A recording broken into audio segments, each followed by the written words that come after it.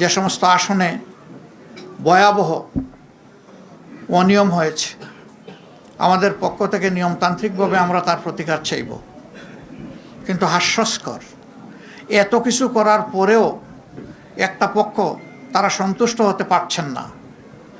Vote কেড়ে নেওয়া, তারপরে রেজাল্টে বিভিন্ন ধরনের মেকানিজম প্রয়োগ করা, এখন আবার সেই সিটগুলোর বিরুদ্ধে অনেকে নূতন কসরত শুরু করেছেন।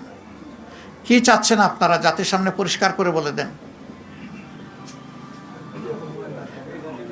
এই প্রক্রিয়া যদি বন্ধ না হয় তাহলে আমাদের কি করার থাকবে?